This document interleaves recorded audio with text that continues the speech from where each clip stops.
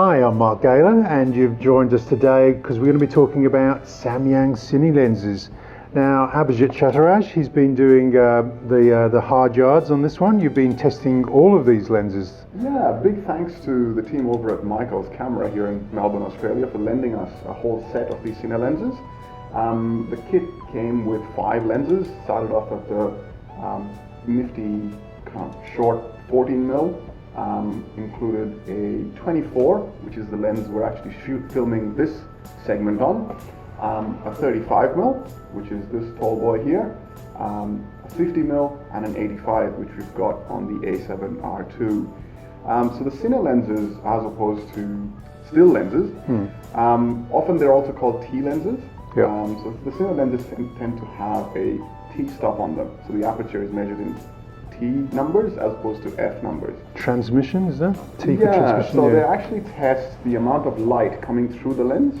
On stills lenses with the F numbers, usually it's kind of an estimate or an approximation. So they go, this is how many elements there are, this is how the length of the barrel, this is roughly how much light you're going to be getting from it, and that's the number that gets assigned. With the Cine lenses, they tend to be a lot more accurate, and they actually measure the light coming through it and assign it a T number. The reason they do that is for the sake of consistency across lenses. So on a film set, you might go from one lens to another, trying to keep the same depth of field and aperture, and they want that precision of knowing that T8 on one lens is going to give you T8 on the other, and it's not just T8 and a bit over or under. Yeah, because you're getting multiple cameras on a film set, so you can lock everybody down to exactly the same transmission value. Yes. Exactly. Okay. The other distinguishing features on the Cine lenses will be the presence of these gears on both the focusing barrel as well as the aperture barrel. And the reason they have these is to allow us the use of the follow focus. So we've put the A7R2 with the 85mm lens and a follow focus system, and you'll see how the gear meshes in with the 0.8 pitch standard follow focus gears that Mark is turning on the Fotka follow focus.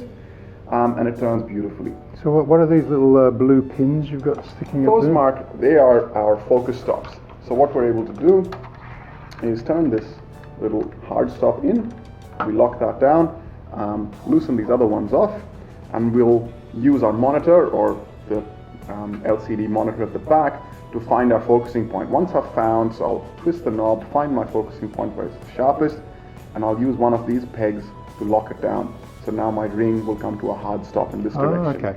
Once I twist the knob in the other direction to find our second point of focus, I could then swivel this unit up and lock that down. And now I've got 2 hard stops.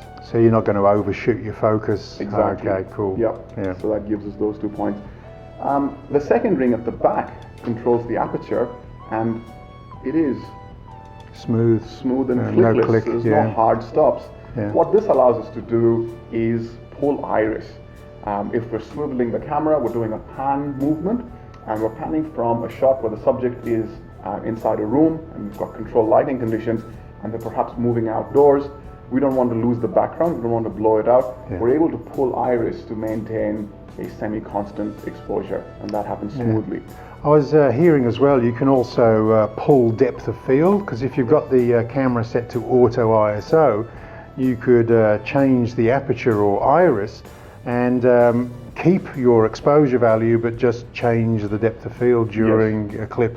That's possible as well, and I know you tested it on the RX100, and it worked quite well. The third feature, I suppose, on the Cine lenses that makes it a little bit different from the standard stills lenses is that the markings, the aperture markings and the depth of field markings are on the side as opposed to being over the top.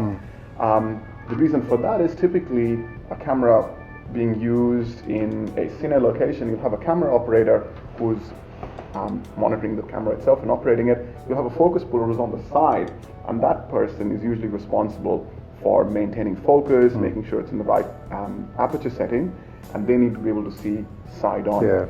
All of these Samyang lenses have all of those features. we were really surprised at how sharp these lenses were.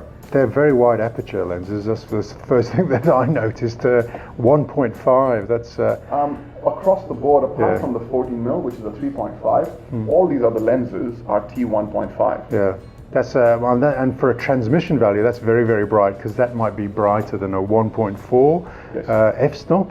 As a predominantly stills photographer, I was most interested in trying this 85mm. Because I have the 90mm macro, so I was just seeing how this would stack up. Not a very fair test, given there's a huge price difference between these lenses.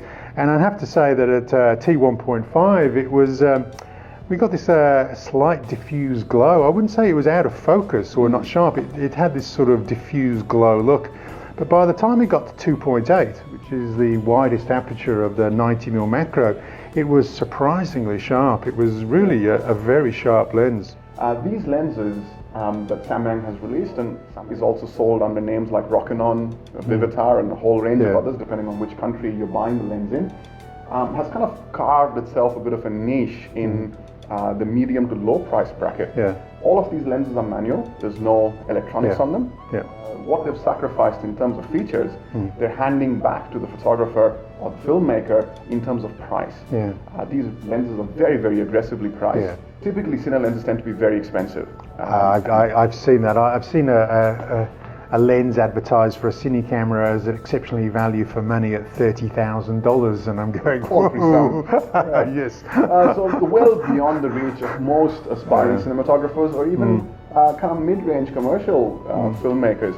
But this has really made it accessible to the kind of small format DSLR or ILC camera owner who wants to make a foray into filmmaking, providing a beautiful piece of kit at a very, very aggressive price.